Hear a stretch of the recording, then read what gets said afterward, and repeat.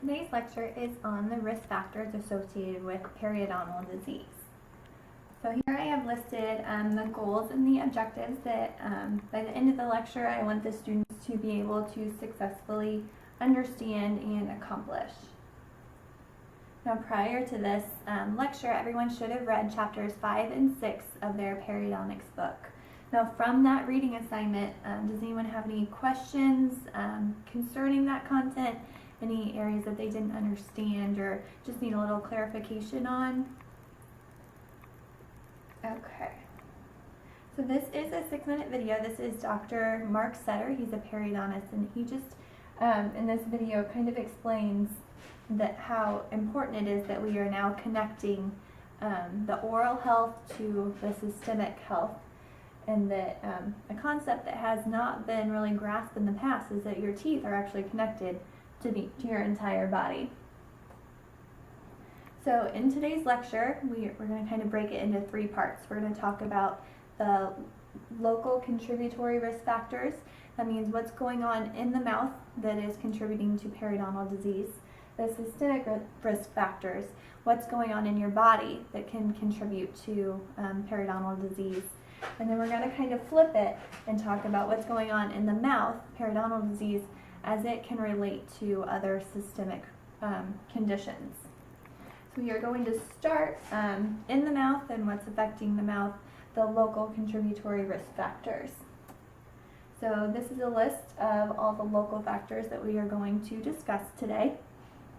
We are going to start with the most important local contributory risk factor, which is dental calculus.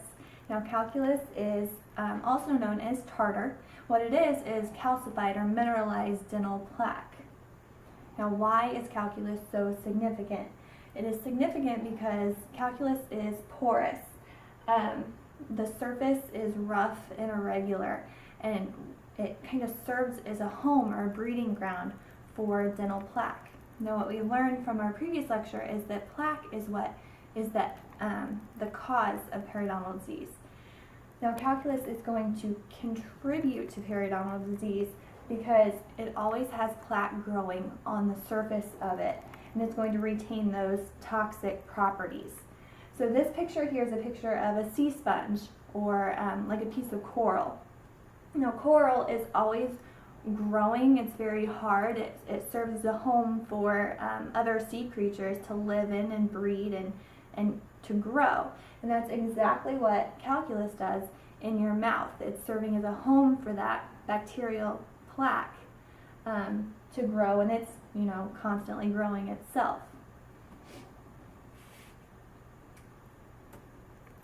So calculus can grow above the gum line and below the gum line. Calculus that grows above the gum line is called supragingival calculus. That means it's found on the crown of the tooth and exposed root surfaces. Now it's most commonly found in sites adjacent to your salivary glands. So most commonly it's going to be by the Wharton's duct on the linguals of those lower anterior teeth. It's also going to be next to the parotid glands, which is the buccal of your maxillary molars. Now you should remember from your reading assignment, assuming everyone read, why does calculus form adjacent to a salivary source? I'll go ahead and tell you the answer. The mineral component of calculus is derived from the saliva, meaning when you mix plaque and saliva together, you're going to get calculus. Those minerals from that saliva are deposited into that plaque after 24 to 72 hours of plaque formation. Now remember that number because I can't tell you how many times as a clinical practitioner you will get this question from patients. Now I want you to form groups of 2 students, get together, and I want you to figure out how you would respond to this question from a patient. Is it really necessary to brush and floss daily?